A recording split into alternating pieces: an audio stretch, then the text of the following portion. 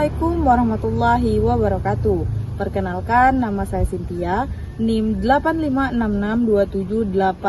8566278869. UPBJJ Palembang, Pokjar Morainim, Fakultas Keguruan dan Ilmu Pendidikan, jurusan Pendidikan Guru Sekolah Dasar. Tujuan praktikum kali ini yaitu mengidentifikasi 3 simbiosis di lingkungan sekitar. Pada modul PDGK 4107 Praktikum IPA DSD. Di sini saya akan menjelaskan tentang makhluk hidup dengan judul simbiosis. Selamat menyaksikan. Apa itu simbiosis? Simbiosis adalah hubungan timbal balik antara dua makhluk hidup yang berbeda jenis yang hidup bersama dalam suatu ekosistem. Hubungan ini bisa saling menguntungkan, merugikan, dan hanya menguntungkan salah satu pihak saja.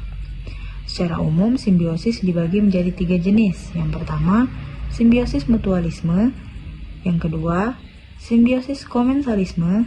Dan yang ketiga, simbiosis parasitisme. Yang pertama, simbiosis mutualisme.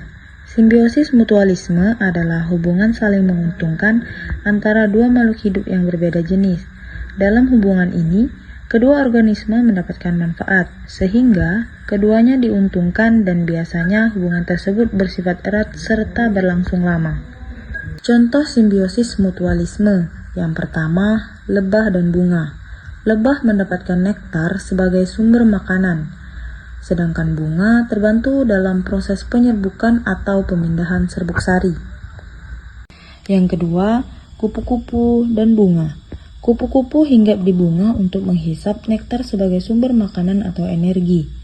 Saat kupu-kupu berpindah dari satu bunga ke bunga lain, serbuk sari atau polen menempel di tubuhnya dan terbawa ke bunga lain. Proses ini membantu penyerbukan atau polinasi, yaitu pemindahan serbuk sari dari kepala putik ke putik bunga sehingga bunga bisa berkembang biak dan menghasilkan biji dan buah. Contoh yang ketiga, burung jalak dan sapi. Burung jalak biasanya hinggap di tubuh sapi untuk memakan kutu, parasit, dan serangga kecil yang menempel di kulit sapi. Dengan begitu, sapi terbebas dari gangguan parasit sehingga menjadi lebih sehat dan nyaman. Sementara itu, burung jalak mendapatkan makanan dari kutu-kutu yang dimakannya. Simbiosis komensalisme. Simbiosis komensalisme adalah hubungan antara dua makhluk hidup yang berbeda jenis, di mana salah satu pihak mendapatkan keuntungan, sedangkan pihak lainnya tidak dirugikan maupun diuntungkan. Contoh simbiosis komensalisme yang pertama, anggrek dan pohon lainnya. Anggrek adalah tumbuhan epifit, yaitu tumbuhan yang menempel pada batang atau cabang pohon lain untuk mendapatkan tempat hidup dan cahaya matahari yang cukup. Anggrek tidak mengambil air atau zat makanan dari pohon tempat ia menempel. Ia hanya menumpang secara fisik. Pohon lainnya tidak dirugikan maupun diuntungkan oleh kehadiran anggrek. 2. Tumbuhan paku dan tumbuhan lainnya. Tumbuhan paku atau epifit menempel pada batang atau cabang pohon lain.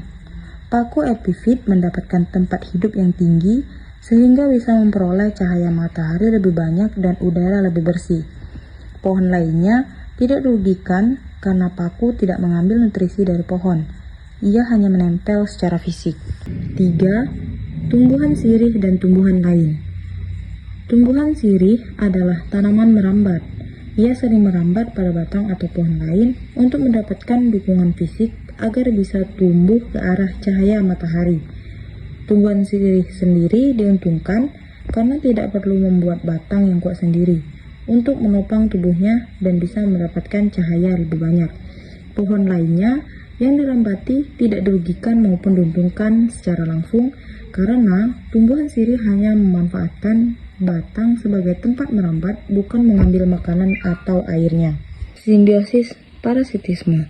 Simbiosis parasitisme adalah hubungan antara dua makhluk hidup yang berbeda jenis, di mana satu pihak diuntungkan dan pihak lain dirugikan.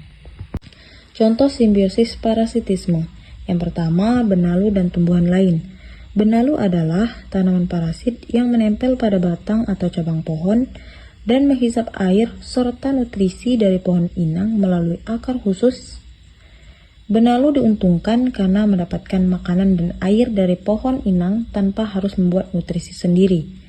Pohon inang dirugikan karena nutrisi dan airnya berkurang, yang bisa mengganggu pertumbuhan, membuat pohon lemah, atau bahkan mati. Yang kedua, nyamuk dan manusia.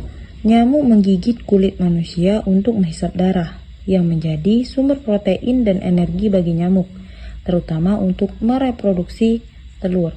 Manusia dirugikan karena kehilangan darah dalam jumlah kecil, bisa mengalami gatal, iritasi, atau reaksi alergi akibat gigitan. Beresiko tertular penyakit seperti malaria, demam berdarah, dan lain sebagainya. 3. Ulat dan daun. Ulat memakan daun tumbuhan untuk mendapatkan nutrisi dan energi yang dibutuhkan untuk pertumbuhan dan metamorfosis menjadi kupu-kupu. Daun atau tumbuhan lain dirugikan karena jaringan daunnya rusak, yang bisa mengurangi kemampuan tumbuhan untuk fotosintesis dan pertumbuhan. Jika serangan ulat banyak, tumbuhan bisa melemah atau bahkan mati.